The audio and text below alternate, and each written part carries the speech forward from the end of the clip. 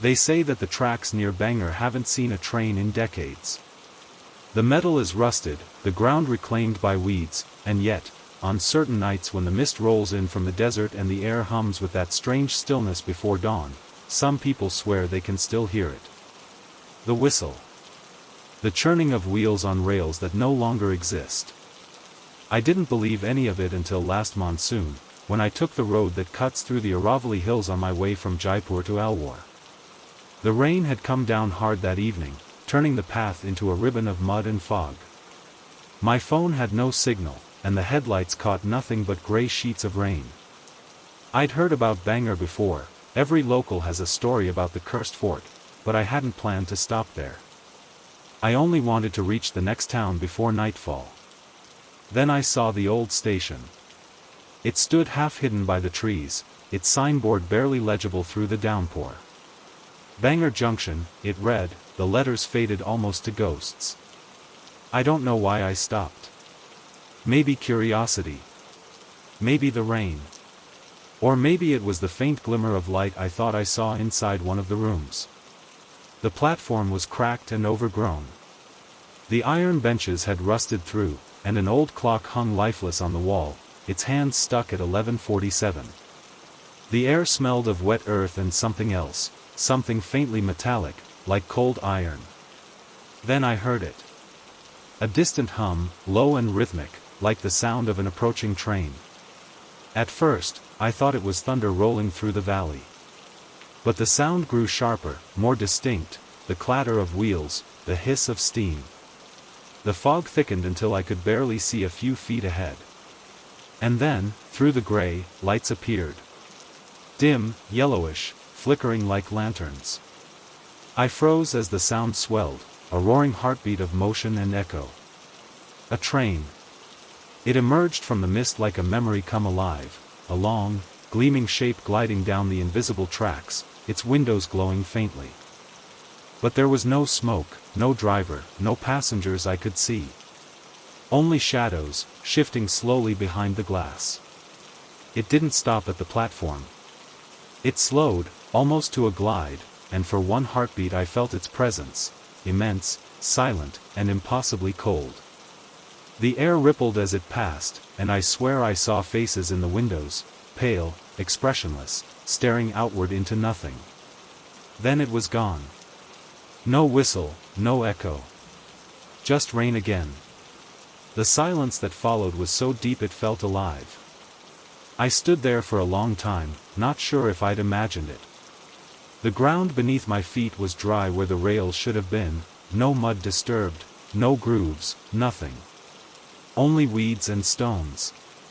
But the smell of iron still hung faintly in the air, and when I looked down at the cracked concrete, I noticed something strange, wet footprints, small and bare, leading from the edge of the platform into the darkness beyond. I followed them only a few steps before they stopped abruptly, as if whoever made them had simply vanished mid-stride. That night, I stayed in a roadside dhaba a few miles away. The owner, a wiry old man with cataract-clouded eyes, noticed how quiet I was and asked what I'd seen. When I told him, he listened without interruption, then nodded slowly.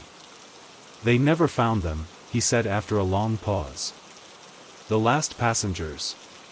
Train from Delhi, 1948. Went missing between Bandikui and Bangor. Track was clear, weather was fine. They searched for weeks. No wreckage. No bodies. Just gone. He pointed toward the hills, his expression unreadable. Every few years, someone hears it again. The ones who listen too long, he didn't finish the sentence. I wanted to laugh it off, but that night, as I tried to sleep, the sound came back, faint, like distant thunder. The steady rhythm of wheels on rails. It seemed to circle the valley, slow and patient, before fading into silence again. I left at dawn. But sometimes, even now, when rain gathers on my window and the night grows too still, I think I hear it again, that low, echoing hum, calling from somewhere far beyond the hills. And I wonder if, perhaps, it isn't just a train I heard that night, but the echo of a journey that never ended. Because some nights, if I close my eyes, I can still see the glow of its windows moving through the fog, carrying its silent passengers toward a station that no longer exists. Ravenswood Manor stood on the edge of the moors, wrapped in mist and memory. I first saw it on a gray afternoon, the kind where the horizon fades into the clouds and the air feels heavy with the promise of rain. The house had once belonged to my great-uncle, though no one in the family had lived there for decades. When I inherited it, I thought it might make a quiet retreat, a place to get away from the noise of the city, to breathe and write and think. The first thing I noticed when I arrived was the silence. Not the peaceful kind, but the deep, old silence that seems to listen back. Even the rain that began soon after my arrival fell softly, absorbed by the overgrown grounds and the thick stone walls. Inside, the air smelled faintly of wax and old paper, and dust floated through shafts of dim light like tiny memories refusing to settle. The caretaker, an elderly man named Hargrove, met me at the door. He had a careful way of speaking, as though every word had to be chosen and weighed. He showed me around the house, the long hallways lined with portraits, the grand staircase, the drawing rooms where the furniture still wore sheets like sleeping ghosts. When we reached the second floor, he paused in front of a narrow door near the end of the hall. He didn't open it. Instead, he said quietly, "That room stays closed. Always has." I nodded, though something about his tone unsettled me. He gave no further explanation, only handed me the keys to the rest of the house and left before nightfall. As the rain thickened outside, I explored the rooms on my own. Each seemed preserved in time, lace curtains yellowed by the years, fireplaces filled with cold ash, mirrors clouded with the ghosts of old reflections. By the time I reached the second floor again, the corridor felt different. The wallpaper, faded with damp, carried faint outlines, almost like handprints pressed into the plaster. I told myself it was the light. Still, when I passed the narrow door Hargrove had mentioned, I felt something shift in the air. The house was utterly still, yet the silence there felt deeper, as if sound itself refused to linger near it. That night, I stayed in the main bedroom overlooking the moors. The rain continued, whispering softly against the windows. Sleep came slowly, uneasy. Sometime past midnight, I woke to a faint tapping sound. It wasn't the window. It came from upstairs. 3 soft taps, then a pause. Then 3 more. At first, I thought it might be the storm loosening part of the roof. But when I listened closely, the rhythm felt too deliberate. Too human. I followed the sound into the hallway, candle in hand, the flame trembling with each step. The tapping stopped as soon as I reached the top of the stairs. The silence returned, thicker than before. And then, faintly, from behind the narrow door, a whisper. It was soft, almost tender, the sound of someone speaking just beneath the breath. I couldn't make out words, only the rhythm of a voice that seemed to rise and fall with the rain. I stepped closer, heart unsteady. The keyhole glimmered faintly, as if a light were moving within. I leaned closer, listening. Nothing. Then, very quietly, a single knock from the other side. I stepped back and went to my room. I didn't sleep again that night. The next morning, I found the door still locked. I tried the handle, it was cold to the touch. For a moment, I thought I heard something, a soft dragging sound from within, like fabric shifting across the floor. I left quickly and spent most of the day downstairs, trying to convince myself I'd imagined it. But by evening, the whispers returned. Not from the door this time, but from the walls, faint, distant, and yet somehow near, threading through the rain like breath through fog. When I followed the sound, it always seemed to come from somewhere else. The hallways felt longer than before. The shadows in the corners seemed to hold their shape too long. I began to notice something else, the portraits on the walls. At first, they were just faces, pale and still. But over the next few nights, I started to feel as though their eyes followed me, subtly angled toward wherever I stood. One night, as I passed one of them near the staircase, I could have sworn its expression had changed, the faintest trace of a frown where before there had been none. By the fourth night, the whispering had become constant. I could hear it in the rain, in the slow creak of the floorboards, even in the steady ticking of the clock in the study. Always low, always near, always just beyond meaning. I decided to open the door. It took several attempts, the key was rusted, the lock stiff. When it finally gave way, the door creaked open to reveal a small, dimly lit room.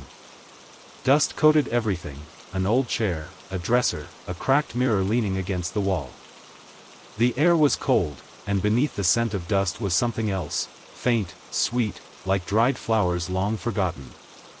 On the floor lay a single object, a silver locket, tarnished but still intact. When I picked it up, the whispering stopped. The silence that followed felt heavier than before, pressing against my ears until I could hear nothing at all.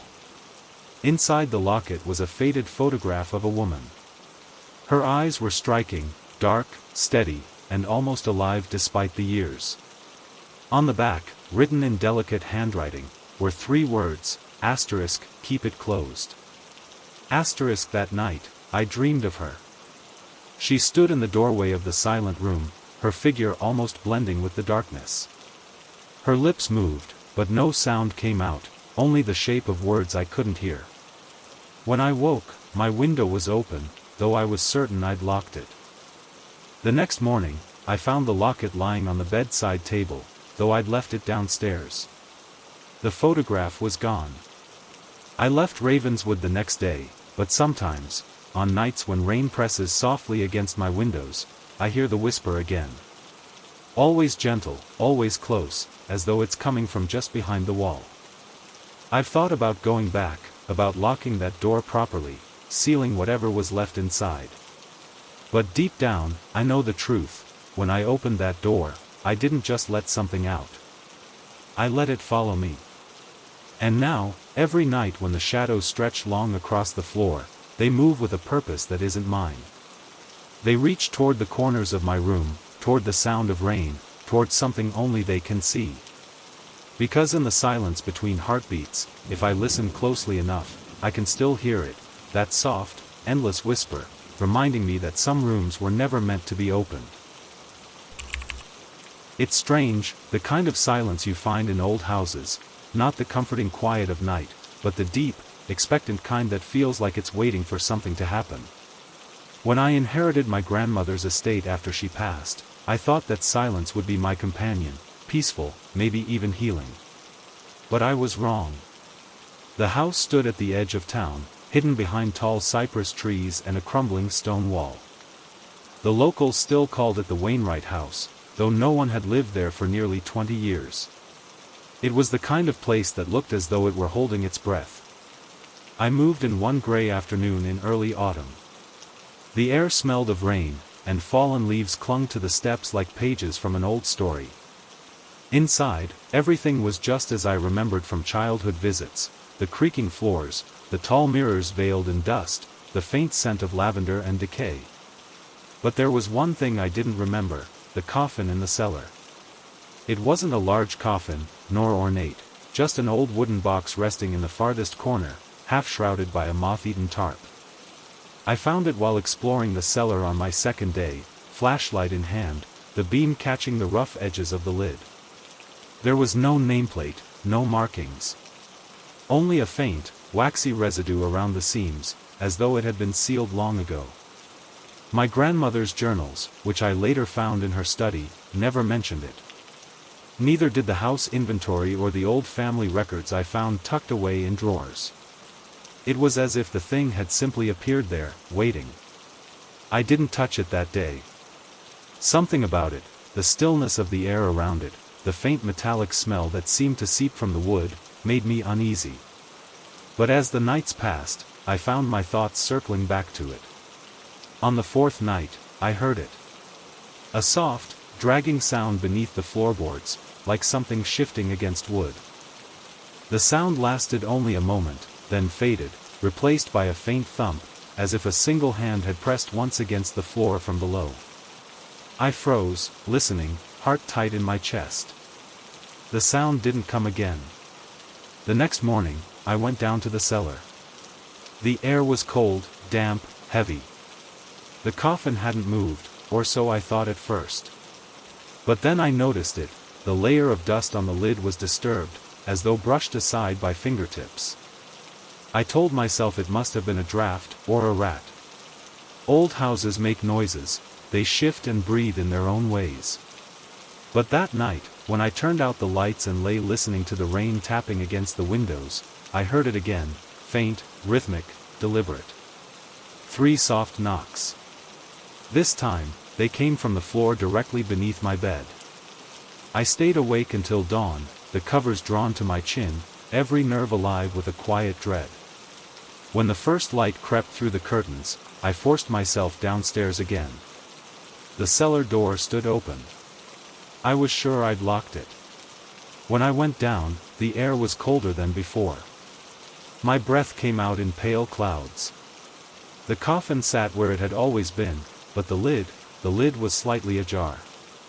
Not much. Just enough to see darkness inside. I don't know why I did it, but I spoke, softly, as if afraid of being overheard. "Who's there?" Nothing answered. The silence was too complete. I almost closed it right then. Almost sealed it again and left the house forever. But curiosity, or something deeper, made me step closer. My hand hovered above the lid. I could feel the cold radiating from within, sharp and unnatural, as though the air itself were frozen. Then I heard a whisper. It wasn't a voice, not really, more like breath moving through old wood, forming the ghost of a word I couldn't quite catch. The light from my flashlight flickered, dimmed, then went out completely. For a moment, everything was black. And in that blackness, I heard it again, the sound of something moving inside. Slow. Careful. Like a hand brushing against the inner wall. I stumbled back, heart pounding. When I finally reached the stairs, I ran up and slammed the door behind me. The rest of that day passed in a haze of silence. That night, I packed a bag. But as I walked through the hallway toward the front door, I noticed something strange, a thin trail of dirt leading from the cellar door across the floorboards. It ended near the base of the staircase. The next morning, when I returned with a local groundskeeper to help me move some things, the cellar was empty. The coffin was gone.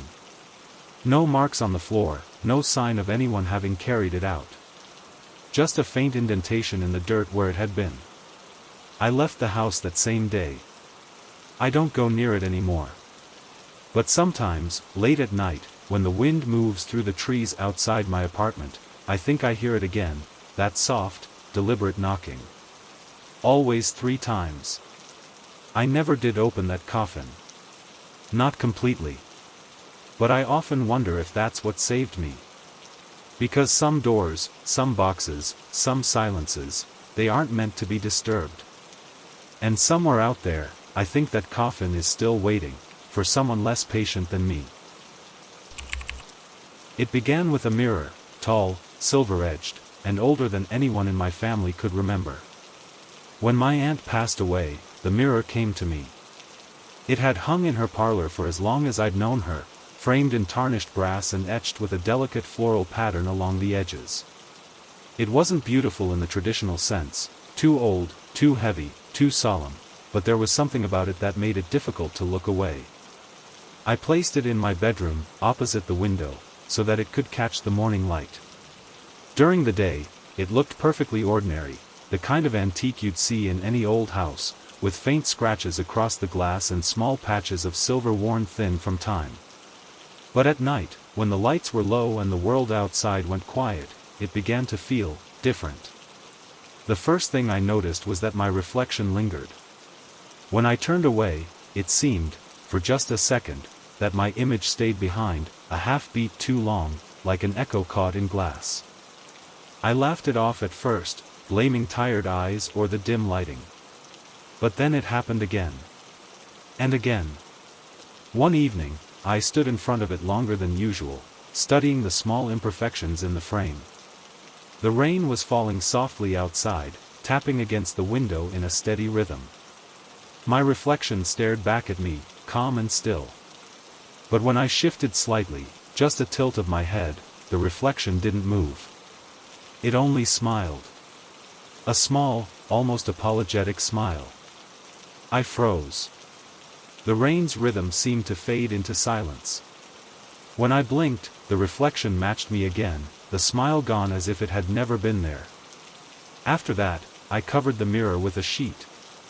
For days, I avoided the room altogether, sleeping on the couch instead. But the house grew uneasy without me in it. The walls creaked at odd hours, the air felt colder, and sometimes I heard faint, muffled sounds, like distant footsteps pacing just beyond the covered glass. Eventually, I convinced myself I'd imagined it all. I told myself that grief does strange things, that the mind bends light and memory when it wants to see patterns. So one night, I uncovered the mirror again. The surface seemed darker than before, like the silver beneath had deepened with age. My reflection looked pale in the dim light. But something about the room behind me, the space reflected in the glass, didn't look quite right. It was subtle at first. The wallpaper pattern didn't match. The lamp behind me was unlit in the real world, but glowing softly in the mirror. I turned to check, half expecting to see some trick of shadow, but the lamp beside me remained cold and dark. When I turned back, there was someone standing in the reflection. Not beside me, but behind. I didn't see a face, only a dark outline. Still, I felt the unmistakable presence of another being in the room.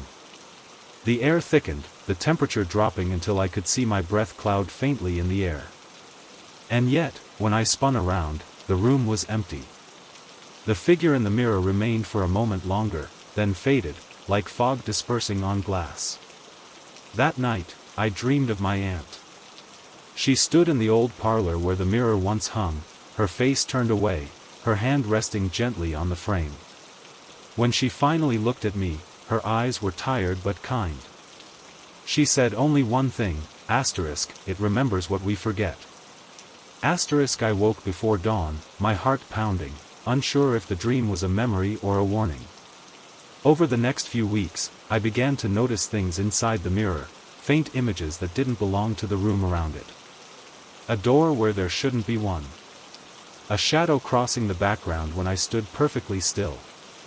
Sometimes I'd see flashes of people I didn't know, blurred faces, like old photographs fading in and out of focus. Once, I saw myself. Not as I was, but older. Standing in that same room, wearing clothes I don't own, looking at me through time. The reflection smiled again, faintly, almost pitying. That was the night I decided to get rid of it. I carried the mirror to the attic, draped it with a heavy cloth, and turned it to face the wall. But even up there, hidden beneath dust and wood, it seemed alive. Some nights, when the house settles and the wind moves through the rafters, I can hear a faint, rhythmic sound, not quite a whisper, not quite a breath. And sometimes, when I pass the attic door, I swear I hear my own voice, soft, echoing, repeating things I've said before. I've thought about smashing it, but something always stops me. Maybe fear. Maybe respect. Or maybe it's the feeling that it's waiting, that it's not done remembering. Because lately, when I catch my reflection in other places, in windows, in puddles, even in the back of my phone screen, there's a delay again. Just a second. Just long enough to notice. And in that second, I can see the faint outline of the old mirror behind me, still standing in the attic, still uncovered, still watching. It doesn't just reflect what's there. It reflects what was. And what will be. I don't go up there anymore. But I think the mirror does what my aunt said, it remembers what we forget. And lately, when I dream, I see myself standing in front of it again, smiling faintly. This time, though, it's not my reflection that moves first. I don't talk about apartment 404 much anymore. Not because I'm trying to forget, but because every time I do, the memory feels too vivid, too close, like it's waiting just beyond the thin veil of the present moment. I used to think memories faded over time, softened at the edges like old photographs. But some things, I've learned, don't fade. They just wait. It started about 6 years ago, when I moved to a mid-rise apartment building on the quieter edge of the city. The kind of place that had once been elegant, maybe in the 1960s, but now carried the heavy stillness of neglect. The walls were painted an off-white that never felt clean, the hallways smelled faintly of damp wood and old dust, and the elevator made a long, tired sigh every time its doors opened. I was just starting a new job then, working late nights, and I chose that building because it was cheap and close to the train station. My apartment, 405, was right across the hall from 404. The door to 404 was always locked, always silent. I never saw anyone go in or out. The building manager told me that unit had been empty for years, paperwork issue, he said once with a shrug, but there was something in the way he said it, almost as if he didn't quite believe it himself. The first few weeks were uneventful. The rain was constant that month, and the sound of it against my windows was oddly comforting. I'd fall asleep listening to the steady rhythm of it, and the faint hum of the city below. But on the fourth night, I woke up to a sound that didn't belong, a soft, irregular tapping. At first, I thought it was just the rain hitting something loose outside. But then it came again. 3 knocks. Slow. Measured. They came from the wall behind my bed, the wall I shared with apartment 404. I lay there for a moment, half asleep, trying to convince myself it was nothing. The pipes, maybe. Or the old building settling. But then I heard it again, faint, deliberate, as if someone were tapping with a single knuckle right next to my head. I turned on my lamp, waited, listened. The tapping stopped. The rain continued. In the morning, I went to the hallway and stood in front of 404's door. The number plate was crooked, hanging slightly askew. The door looked newer than the others, freshly painted, the handle polished, yet there was dust around the frame, as if no one had touched it in years. I knocked once, feeling foolish even as I did it. No answer. I pressed my ear against the wood and thought I heard, breathing. Slow, uneven. I told myself it was the pipes again and went to work. For a while, things went back to normal. Or at least, I tried to believe they had. But then, the calls began. It was just after midnight, on a Tuesday. My phone rang once, a private number. I ignored it. It rang again. Then again. I finally answered, expecting silence or a prank. But there was a faint sound on the line. Static at first. Then, beneath it, the whisper of rain. And then, a voice, soft, trembling, barely audible. Hello? Can you hear me? It sounded like a woman. Her voice was distant, fragile. I said hello back, but there was no reply, just the rain and faint static. Then, a click. The line went dead. I didn't think much of it at first. A wrong number, maybe. But when I checked the call log, the number listed was 404. Not the area code. The number. Just 404. That night, I dreamed of water. Endless corridors dripping from the ceiling, footsteps echoing just beyond the next turn. When I woke up, I could swear I heard faint crying through the wall. I sat up, listening. The sound stopped the moment I moved. The next evening, I ran into Mrs. Kaur, the elderly woman who lived downstairs. She was kind, talkative, and always seemed to know everything that happened in the building. When I mentioned the empty apartment across from mine, her face changed. The warmth drained from her expression. "Don't talk about that one," she said quietly. "Some places forget they're supposed to be empty." I laughed it off, but her words stayed with me. Days turned into weeks. The calls continued, sometimes once a night, sometimes several times. Always from 404. Always the same pattern: static, rain, and the faint sound of a voice too quiet to understand. Once, I thought I heard her whisper, "Let me in." I told myself it was a malfunction, maybe a crossed line from the building's internal phone system. I even mentioned it to the manager. He frowned, then said, "That's not possible. That apartment doesn't have service." By then, sleep had become difficult.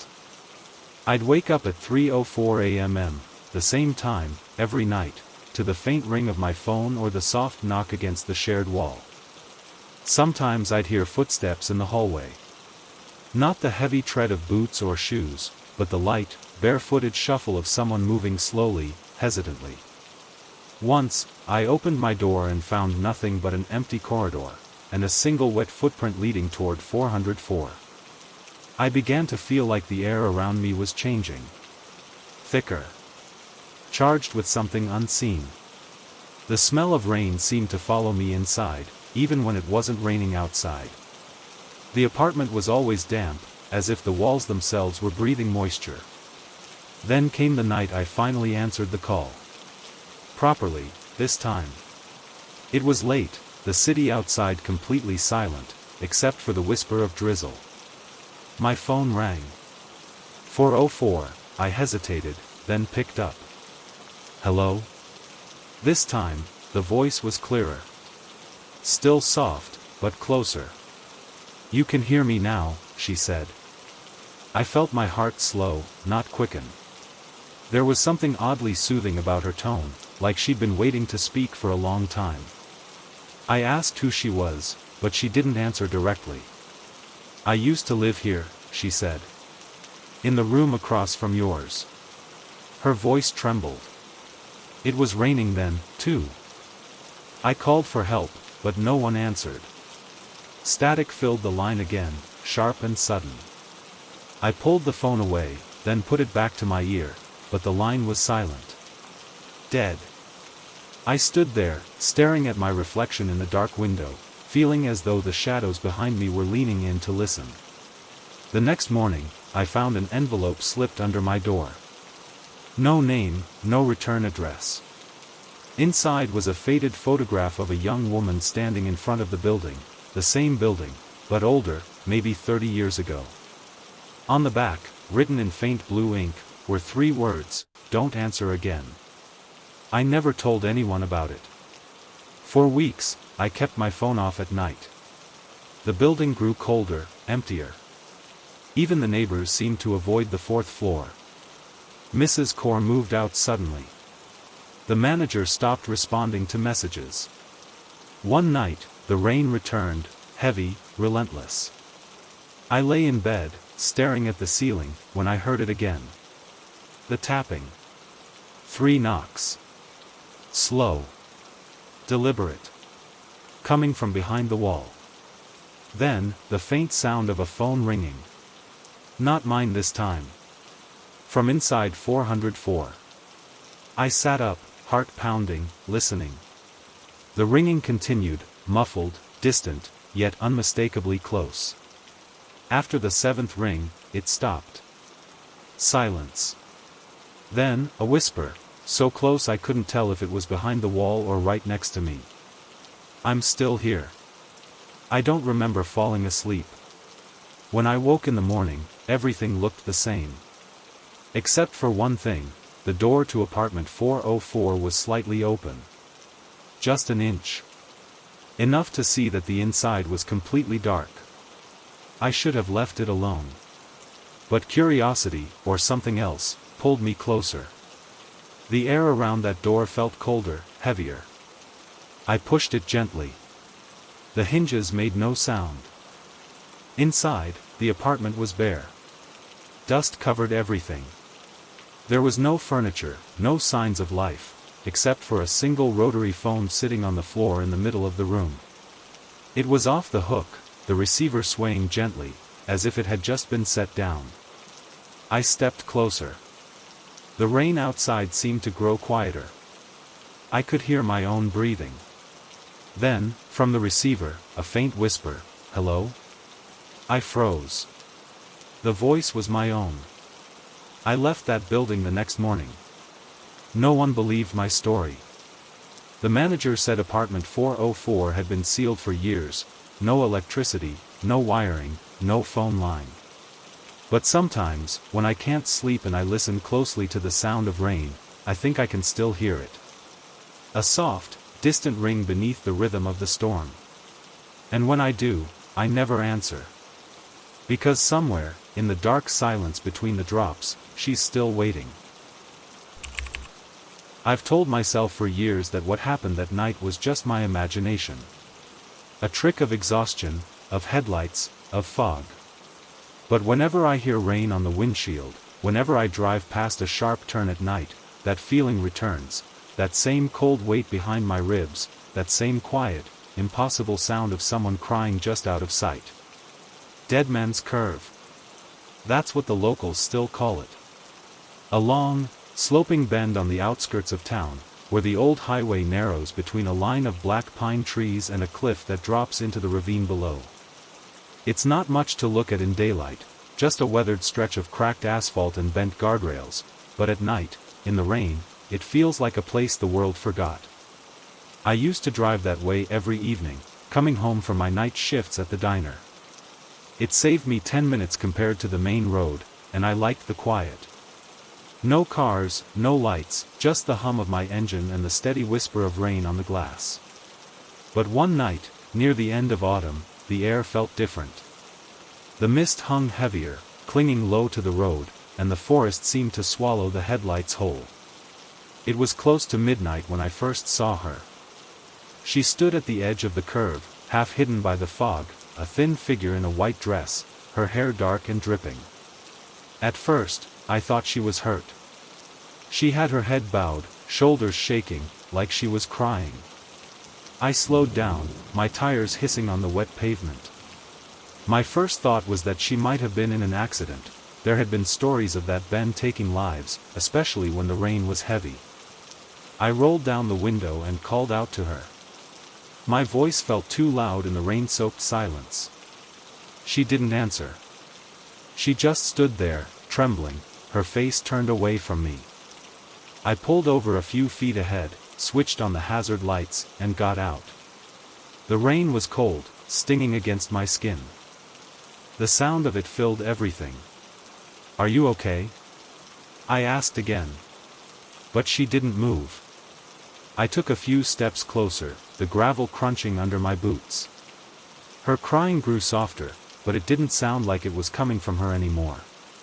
It echoed, like the sound was drifting between the trees, circling me. When I was only a few feet away, she finally turned. Her face was pale, blurred somehow, as if the fog itself was clinging to her features. Her eyes, if they were eyes, were dark hollows, wet with something that wasn't quite rain. And then, just like that, she was gone. No movement, no sound. The spot where she'd stood was empty, the road glistening under my headlights. I told myself I was overtired. I hadn't been sleeping much back then. I got back into the car, turned the heater up, and drove the rest of the way home with my hands shaking on the wheel. For a few days, I tried not to think about it. But the sound stayed with me, that faint, broken sobbing. It echoed in my dreams, in the hum of the refrigerator, in the rush of water through the pipes. I'd wake in the middle of the night and swear I could hear it just outside the window. 2 weeks later, on my way home from another late shift, I drove that road again. I told myself it was fine. Just rain and asphalt. Nothing more. But as I approached the bend, my headlights flickered. For a split second, the radio cut to static. And there she was again. Standing in the same place. I didn't stop this time. I just slowed down enough to look. Her head was bowed again, but this time I noticed something else, the outline of a car just behind her. Crumpled metal. A shattered windshield. Barely visible through the mist. It looked old, rusted, like it had been there for years. But I'd driven that road countless times before and had never seen a wreck. When I looked back in the rearview mirror, both she and the car were gone.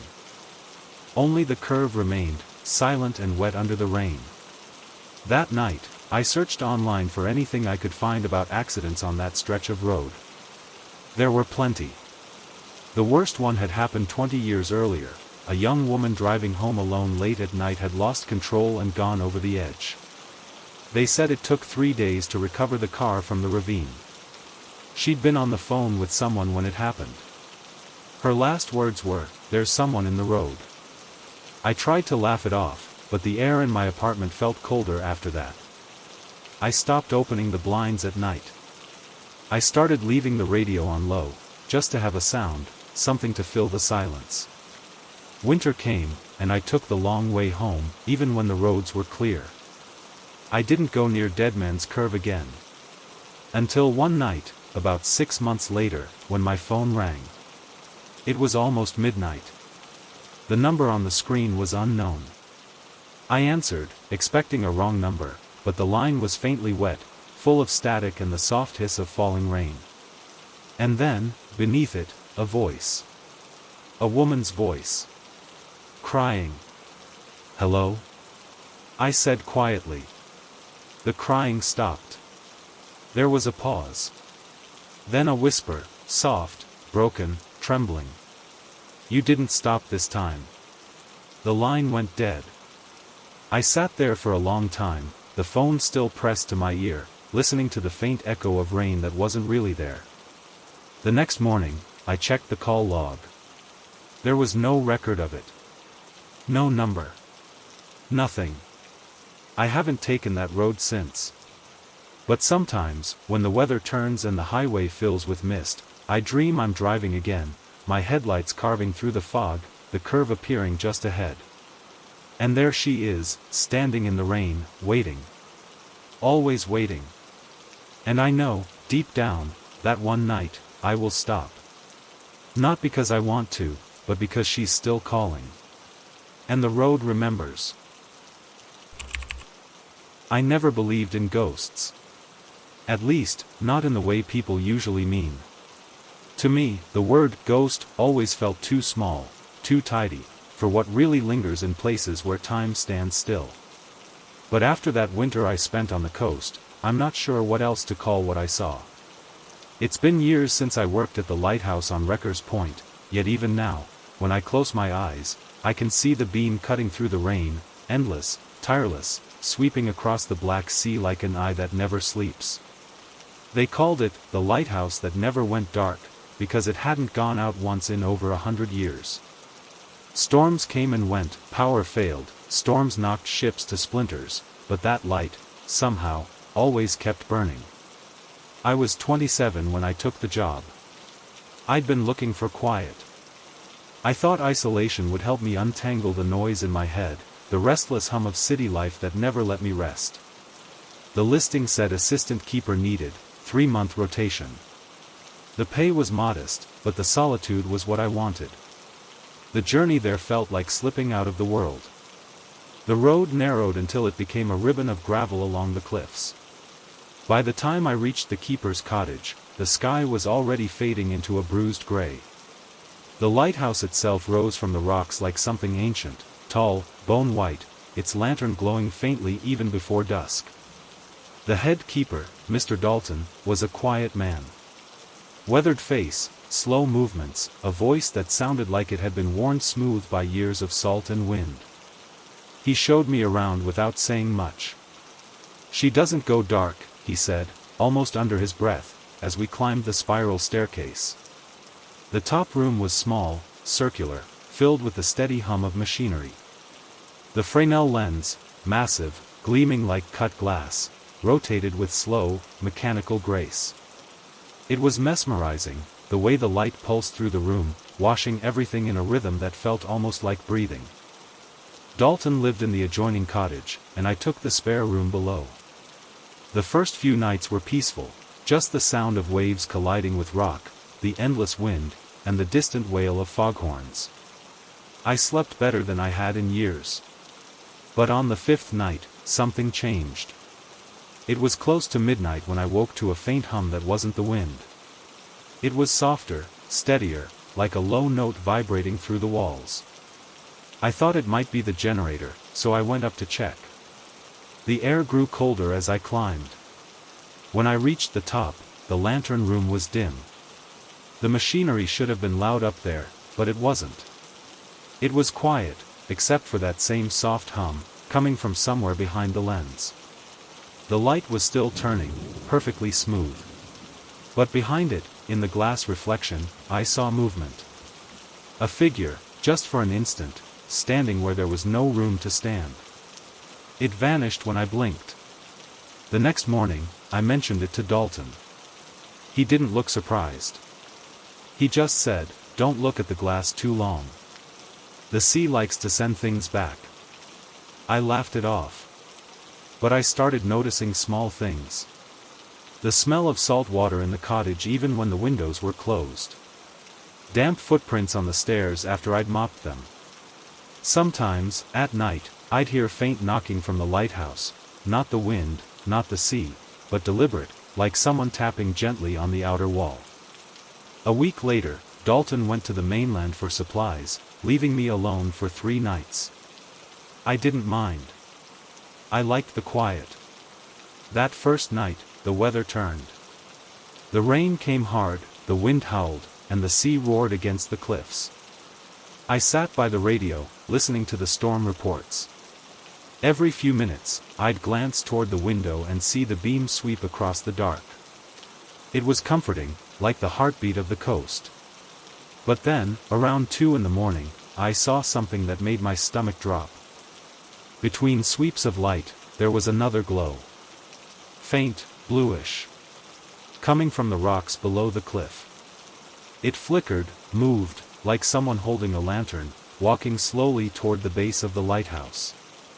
I went outside, flashlight in hand. The rain soaked me instantly. The wind pushed hard enough to make me stumble. But I saw it clearly, a figure standing just beyond the fence, at the edge of the cliff.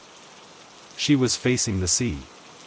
Her clothes hung heavy and dripping, her hair clinging to her shoulders. I shouted over the wind, but she didn't move. When the lighthouse beam passed again, she was gone. The next morning, the ground near the fence was muddy, but there were no footprints. Only a single seashell, pale and smooth, placed neatly on the gatepost.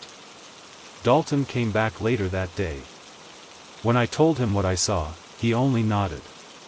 "You saw her," he said quietly. "They all do, sooner or later." He told me a story, not a new one, not even one he claimed to believe. Decades ago, before the lighthouse was automated, a storm took a ship down right off Wrecker's Point. Only one body was found, a young woman washed up near the base of the cliffs. The keeper at the time tried to revive her, but she never woke. They buried her on the hill behind the cottage, but the night after her funeral, the light went out. No storm, no damage, it just went dark. When they finally fixed it, they found the lens fogged from the inside, as if someone had pressed their face to the glass. Since then, Dalton said, the light has never gone dark again. Not once. She keeps it burning, he said. Or maybe she won't let it stop. I didn't know what to say to that. The nights grew longer after that. The sea seemed louder, the beam slower. Sometimes I'd look out and see what I thought was movement inside the lantern room, a shadow crossing the light, though I knew I was the only one awake. Once, when I went up to clean the glass, I found another seashell resting on the railing. Wet. Fresh. Then, one evening, I woke to silence. No wind. No waves. No hum. Just the steady rain against the window. The air felt heavy, damp, like the pause before something terrible. When I stepped outside, the beam was still turning, but slower now. The sky glowed faintly with it. I climbed the stairs, the air thick with salt and fog. At the top, the light flickered, once, twice. And then, for the first time in a century, it went out. The darkness was total. I stood frozen, listening. Then, through the black, I heard it, the sound of water dripping. Slow. Steady. Closer than it should have been. My flashlight wouldn't turn on. The air felt colder. I turned toward the stairs, but someone was standing there. Not Dalton.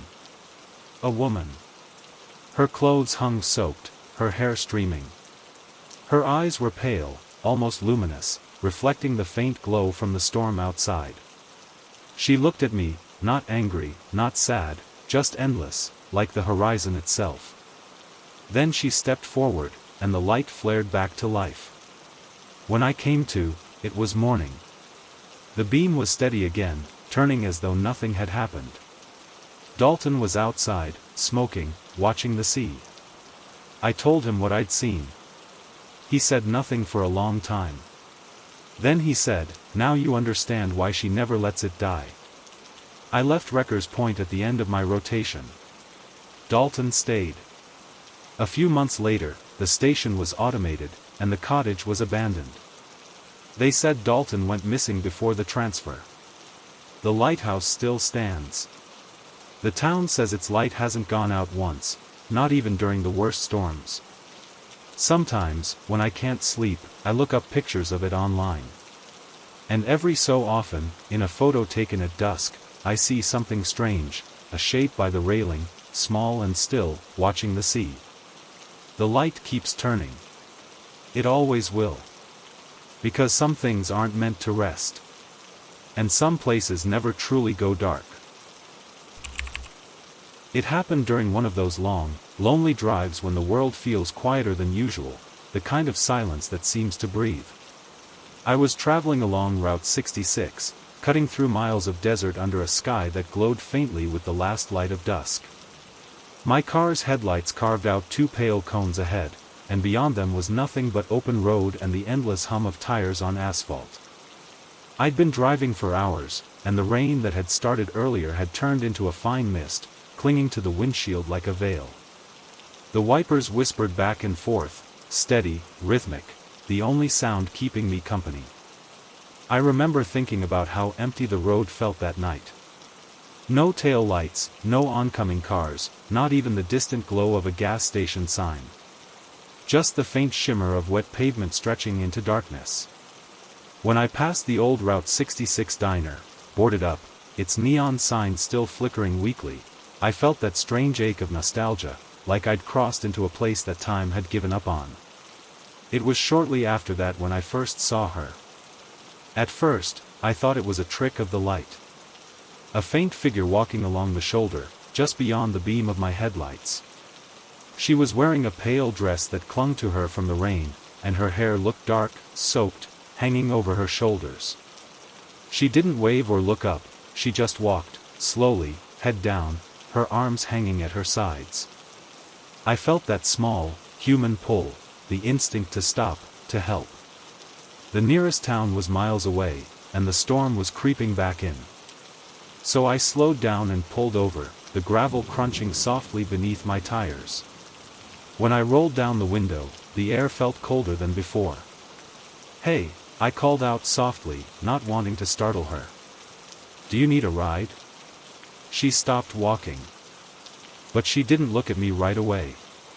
For a long, strange moment, she just stood there, rain pattering gently on the roof of my car, the sound of the wipers suddenly loud in the silence.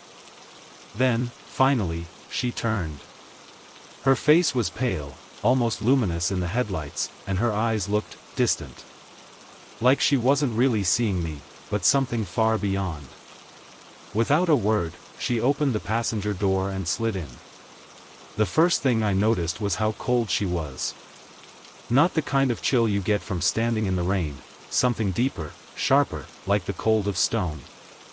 I turned up the heater and glanced at her again. "You okay?" I asked. She nodded slowly.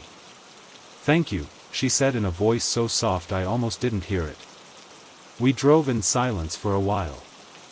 The rain had begun to fall again, a steady drizzle that blurred the horizon.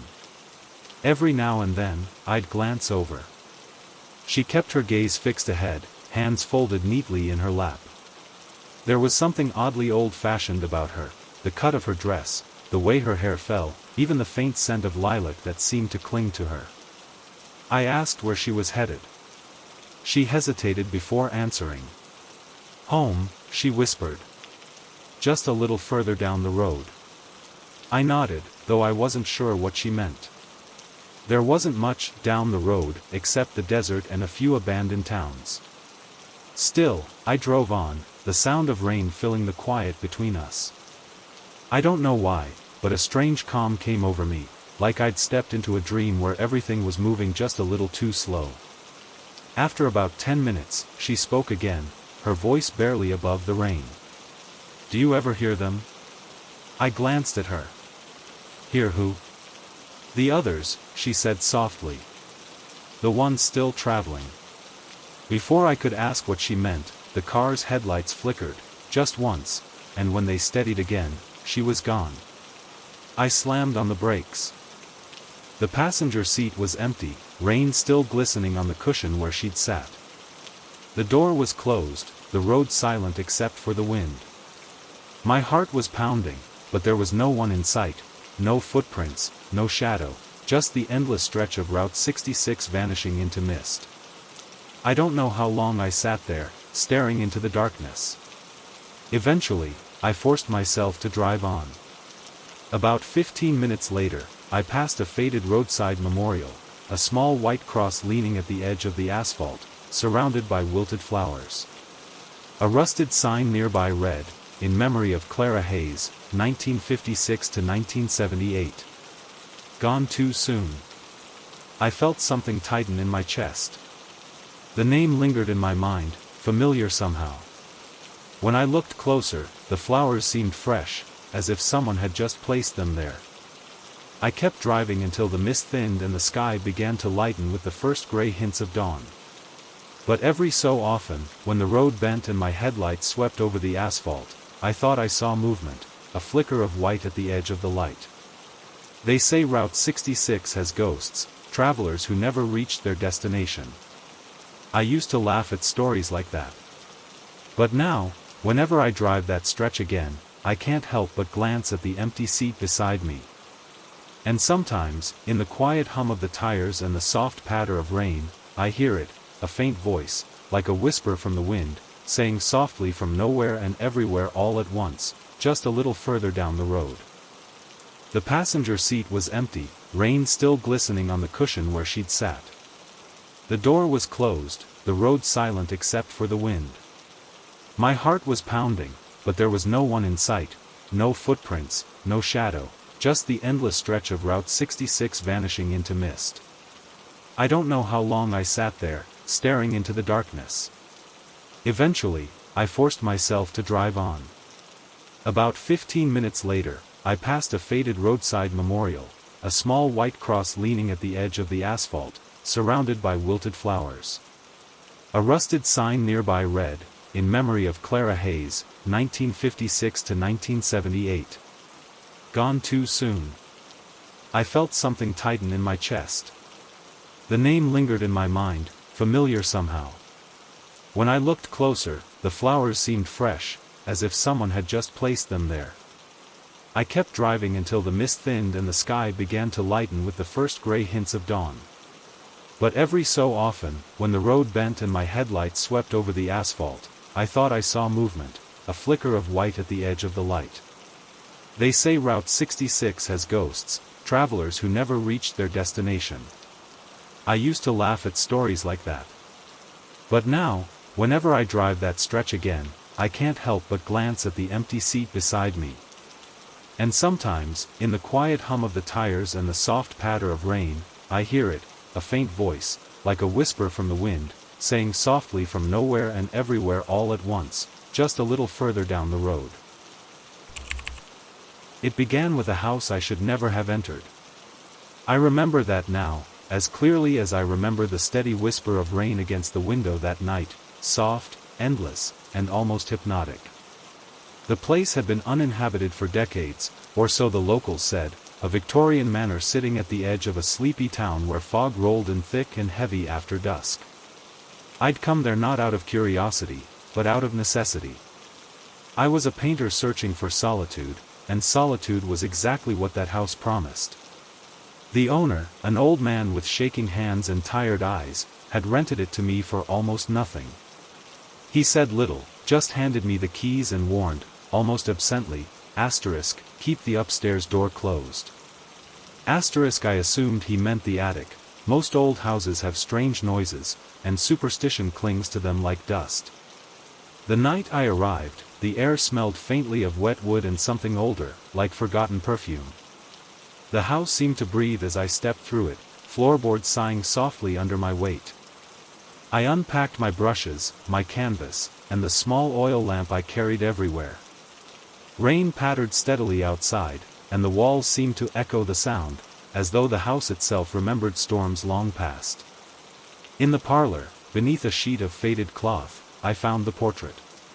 It was large, easily 4 feet tall, and framed in dark mahogany. When I pulled the covering away, dust spiraled into the air like smoke. The woman in the painting was dressed in crimson velvet, her expression composed yet haunted. Her eyes, deep, dark, and almost too alive, seemed to follow the light, shifting subtly as I moved. She was beautiful, but not in a comforting way. Her beauty felt watchful, as though she was studying me. At first, I thought I might repaint her. Restore the portrait.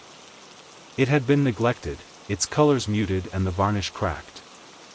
But as I leaned closer, I noticed something strange, a faint reddish tint, not quite paint, that seemed to have seeped through the lower edge of the canvas. It looked like blood. Dried long ago, but unmistakable. That night, I couldn't sleep. The storm had worsened, the rain now hissing softly against the windows. I lay in bed listening to the rhythmic dripping from somewhere in the ceiling. The air felt heavy, as if the whole house were holding its breath. Then, faintly, I heard it, a sound like a whispering voice, so soft it could have been mistaken for the wind. It came from the parlor. I tried to ignore it. Old houses make sounds, air shifting through cracks, wood adjusting to the cold.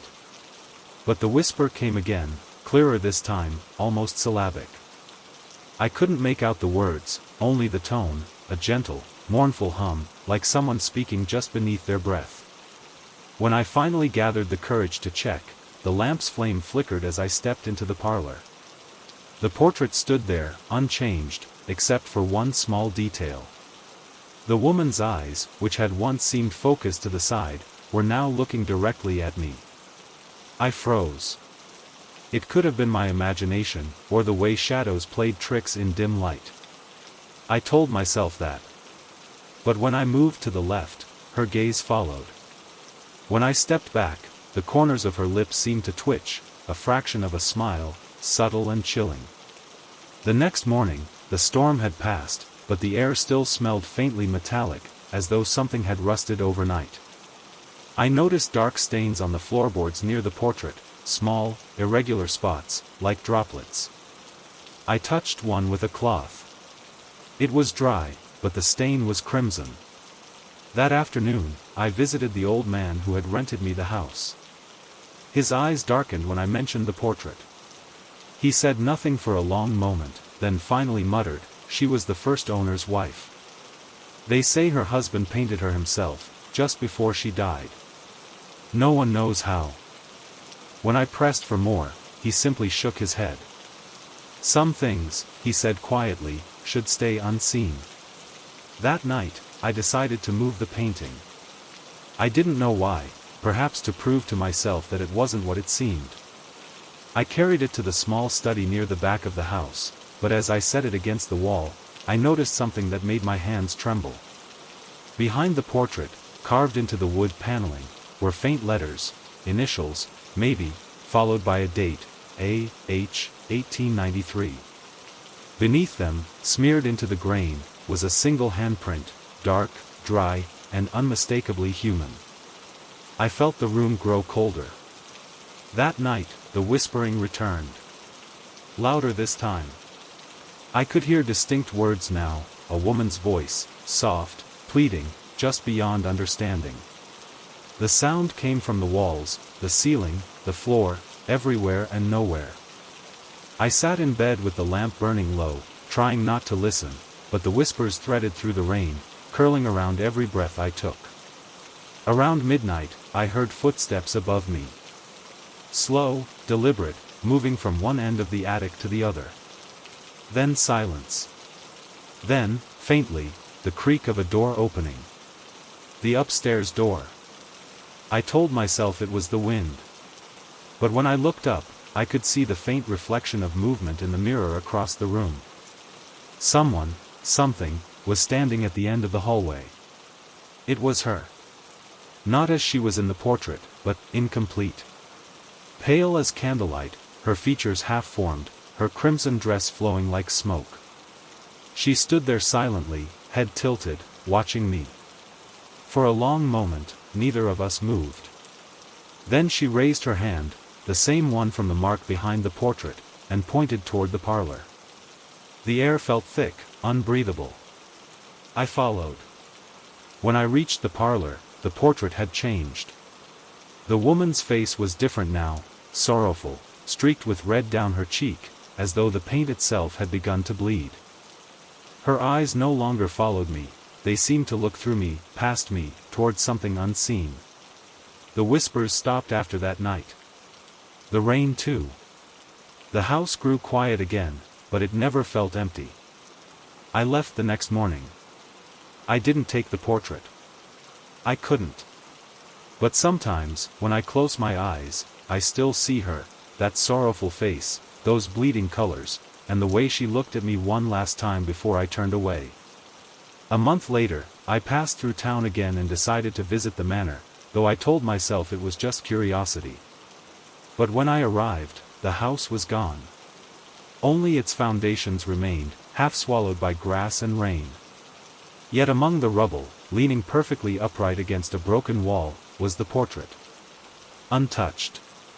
And in the corner of the canvas, just beneath the crimson folds of her dress, I swear I saw something new, the faint outline of another figure beginning to appear. One holding a paintbrush.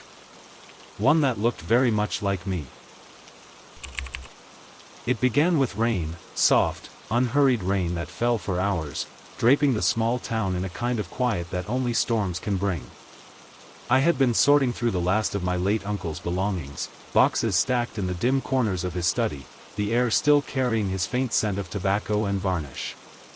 He'd been a collector of odd things, antique cameras, phonographs, broken watches. But among the clutter, one object stood out, a small, black tape recorder, the kind from the 1970s, heavy and scarred with years of use. It sat alone on his desk, a thin layer of dust over the metallic buttons. Beside it, I found a single cassette labeled in his handwriting, faded, but still legible. It read, "Don't play after midnight." I almost laughed. My uncle was a superstitious man, always muttering about energies, voices, and the thinness of the veil between the living and the dead. I'd grown up thinking it was part of his eccentric charm. But now, sitting in the faint light of the desk lamp, the warning written in his familiar script made me pause. The storm outside deepened, the rain's rhythm steady and soothing. I turned the recorder over in my hands. The tape was already loaded inside. Curiosity, that quiet, insistent thing, got the better of me. I pressed *play. At first, there was only static. A soft hiss, the kind that fills old recordings. I leaned closer, the machine's faint hum blending with the rain. Then, beneath the static, I heard it, a voice. It was faint, distant, as though coming from another room, or another time. A man's voice at first, calm, deliberate, describing something. My uncle's voice. "Entry 1, he said. Test recording. Capturing atmospheric presence in the study. If you can hear this, it means the voice has returned." He paused. There was a long silence. Then, almost inaudible, another voice, a whisper. It wasn't his. I couldn't make out the words, only the tone, soft, urgent, and distinctly feminine. My uncle spoke again, his voice slightly unsteady this time. "I heard it last night. In the hall. I thought it was the wind until it said my name. A faint crackle followed, and then something else, a sigh, close to the microphone. My pulse quickened. The sound was intimate, too close, as though someone was standing right beside the recorder when it was made. I stopped the tape. The rain outside hadn't changed, but the air in the room suddenly felt heavier, charged with something unseen. I took a breath, hit rewind, and pressed play again. Static. The same hiss. My uncle's voice, calm. Then the whisper. But this time, it was clearer. It said my name. I froze. That wasn't possible. My name hadn't been mentioned on the recording before. My uncle had died 3 months ago, long before I came here tonight. I replayed it again and again, trying to convince myself it was just the sound of the storm bleeding through. But each time, the whisper grew sharper, closer. Listen. I pulled my hand away from the recorder as though it burned. The tape kept playing on its own, the reels turning slowly. My uncle's voice came again, this time trembling. "It knows when you hear it," he said. "It follows the listener." I stopped it again. The house groaned in the wind, and for a moment, I thought I heard something above me, the faint creak of a floorboard, as though someone was moving slowly down the hall. The sound lasted only a few seconds, but it felt like forever. I tried to tell myself it was just an old house, expanding, shifting in the rain. But deep down, I knew that wasn't it. Still, I couldn't leave the recorder alone. Something about it drew me in, like a voice calling from a distance. Around midnight, though I tried not to check the clock, I pressed play one last time. The tape began differently this time. No static. No introduction. Just breathing, slow, rhythmic, human. Then, the whisper again. Closer than ever. "You shouldn't have listened," it said. I stopped breathing. For a long moment, there was nothing. Then, the faint scrape of movement behind me, the sound of something dragging lightly across the floorboards. I turned slowly, but the room was empty. The only light came from the small lamp on the desk, flickering faintly. I pressed *stop. The recorder clicked. Silence. Then, without my touch, the reels began to turn again. This time, the voice that came through wasn't my uncle's. It was my own. I heard myself breathing, then speaking, words I hadn't said, couldn't have said. "Entry 1, my voice said, trembling. If you can hear this, it means the voice has found another." The tape clicked to an end. The machine stopped. But in the quiet that followed, I swear I heard it again, not from the recorder this time, but from somewhere behind me, whispering through the soft hiss of the rain. It said my name. Slowly. Tenderly. Like a secret being remembered. I left the house before dawn. I didn't take the recorder with me. I told myself I'd destroy it later, but I never did. Sometimes, when the rain falls like it did that night, I hear that faint hiss again, even without the machine. And when I do, I never stay up past midnight.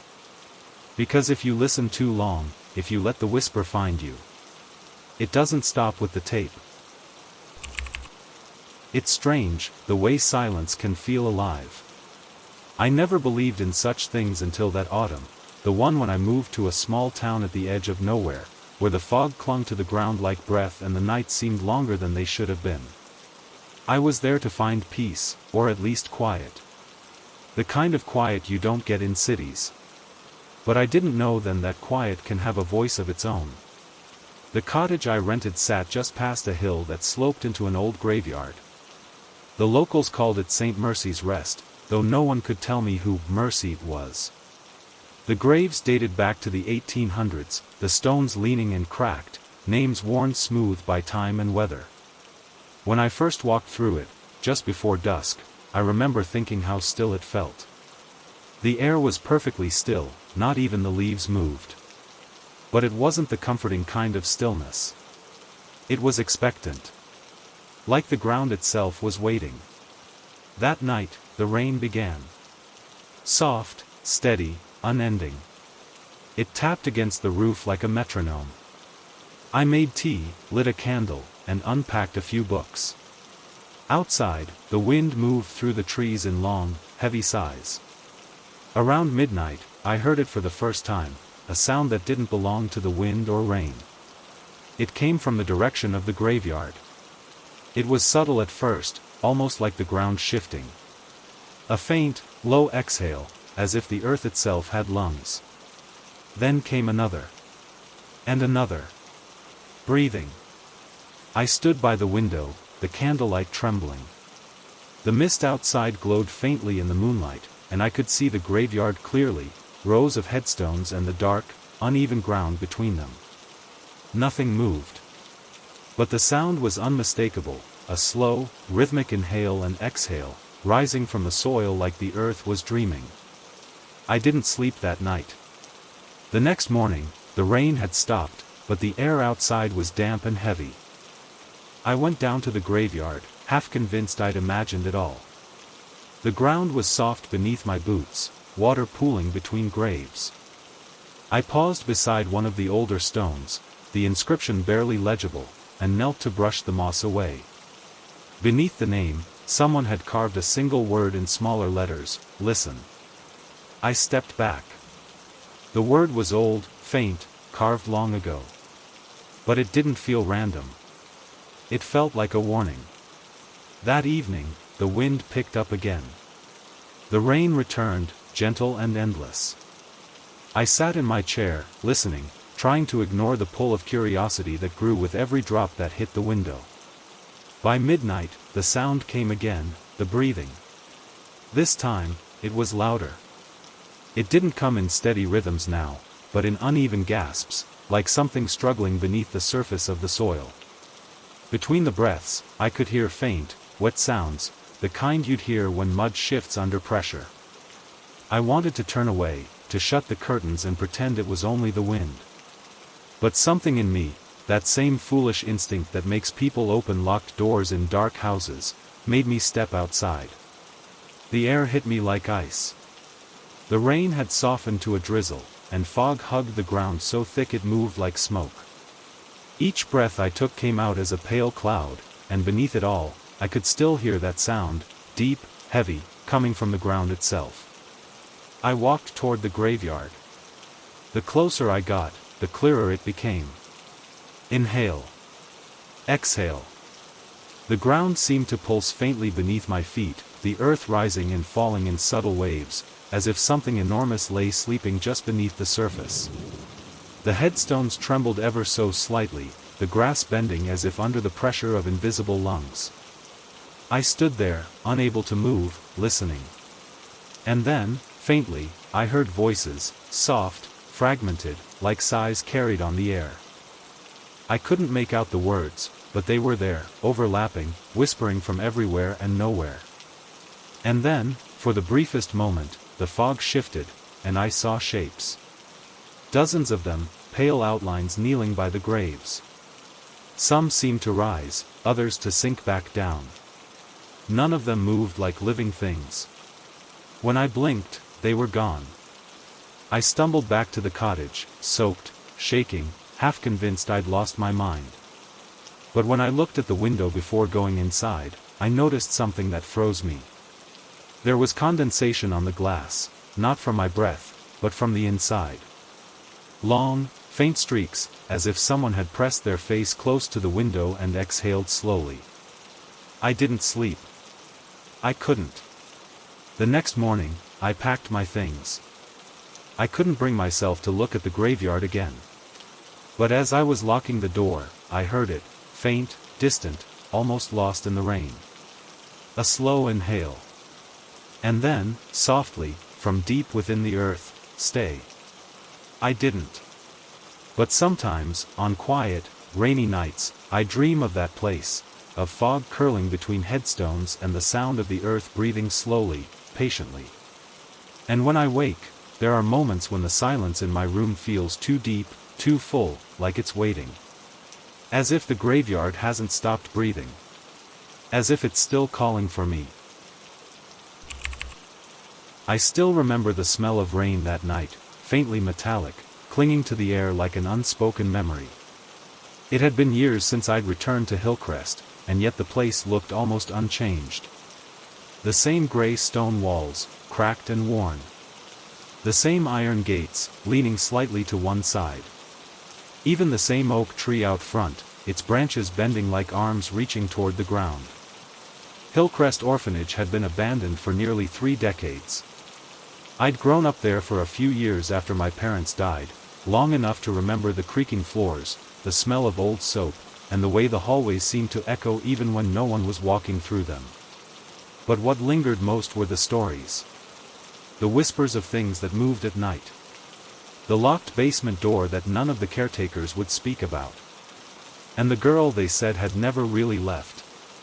Her name was Anna. I hadn't thought about her in years. But lately, she'd been showing up in my dreams. Always standing in the dormitory hallway, barefoot, her nightdress stained around the hem. She never spoke, just stared with eyes too dark to reflect any light. And when I woke, I always heard it, that faint tapping sound, like fingernails against wood, coming from somewhere in my apartment. So I came back. I told myself it was to find closure, to walk through those halls one last time and remind myself that ghosts are nothing more than what we carry with us. The rain had started again by the time I reached the front door. The lock gave easily, and the hinges groaned as I stepped inside. The air was thick with dust and silence. My flashlight cut through the darkness, the beam trembling as I moved down the hall. Faded murals still clung to the walls, painted suns, smiling faces, stick figures of children holding hands. But the paint had cracked, their faces peeling away. The dormitories were as I remembered, rows of metal-framed beds, sheets long gone, the windows boarded shut. My footsteps echoed softly against the wood.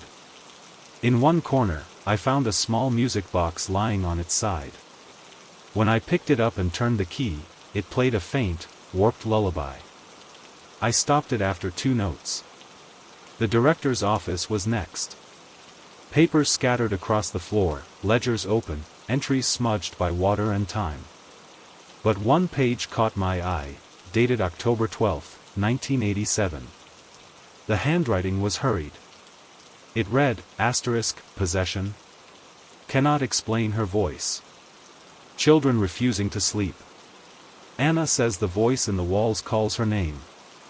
I stared at the ink until it blurred. That same night, I remembered now, was the night Anna disappeared. The caretakers said she ran away, that she'd slipped out during the storm. But the older children whispered that the house had taken her, that the voice she'd heard finally found her. I thought I'd forgotten all of it. But the moment I stood there, in that decaying office, I could feel it again, the tension, the way the air seemed to hum with something unseen. When I left the office, the hallway light flickered. I froze. My flashlight dimmed for a moment, and in that heartbeat of darkness, I thought I heard movement, soft, slow, coming from the dormitory I'd just left. I turned back. The room was empty. But the music box I'd silenced earlier was playing again. The tune was slower this time, warped by age. I stepped toward it, and as I did, I noticed something I hadn't before, faint writing carved into the bed frame beside it. Letters so small I had to lean close to read them. It speaks when it rains. The air around me shifted, a subtle change in pressure, like the house had inhaled. The rain outside grew heavier, pattering against the boarded windows. And then I heard it, faint, but unmistakable. A whisper. It came from the walls. Not words at first, just the sound of breath, long and deliberate. Then, slowly, the whisper formed syllables. My name. I stepped back, heart hammering.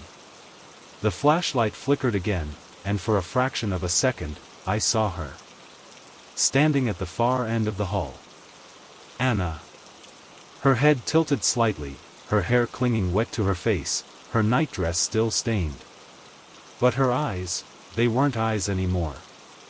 Just deep, empty darkness, the kind that seems to swallow everything it touches. When I blinked, she was gone.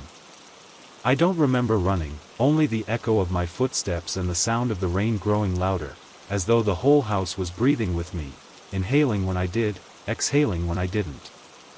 I stumbled into the foyer, fumbling for the door, when I heard her voice again, closer this time. "Stay." I turned, flashlight trembling. She was standing beside the staircase now, her reflection faintly visible in the cracked mirror behind her. But in the reflection, something was wrong, the room looked different. Brighter. Cleaner. Children were running through the hall. A woman in uniform stood by the stairs. It was Hillcrest as it once was. And there, at the bottom of the stairs, was Anna. Smiling. Alive. Holding something in her hand. The music box. In the reflection, she wounded once, and the melody began, clear and perfect. But as it played, the reflection darkened, the air thickened, and the children began to fade. Their laughter warped into low, uneven breaths. The woman turned, her face dissolving into shadow. I looked away, and the reflection vanished. The real Anna, or what was left of her, was gone too. Only the sound of the music box remained, playing from somewhere deep within the orphanage. I left the house then, stepping into the rain, trembling, exhausted. But as I reached my car and looked back one last time, I saw something that still haunts me. Every window in Hillcrest glowed faintly, pale yellow light, like lanterns burning from within. And in each one, for just a second, I saw faces. Dozens of them. Watching. Breathing. The next morning, I told myself it had been my imagination. That the sound of the rain had confused my mind. But when I unpacked my bag, I found something that made me stop. The music box. Still wet from the rain. Still playing that slow, broken tune. And when I turned it over, carved into the wood on its base, were words I hadn't noticed before, 5 small letters, shallow but clear. A-N-N. Sometimes, on nights when it rains, I hear that same lullaby again, faint, warped, just beyond the walls. And in those moments, when the house seems to breathe in the dark, I can almost hear the children too, their sighs, their whispers, their laughter buried deep beneath the sound of the storm. Hillcrest Orphanage is long gone now. But they say if you drive past the hill after midnight, you can still see it through the fog, its windows faintly lit, waiting. And if you listen closely, above the sound of the rain, you'll hear a child's voice, soft and distant, calling from the dark, "Stay."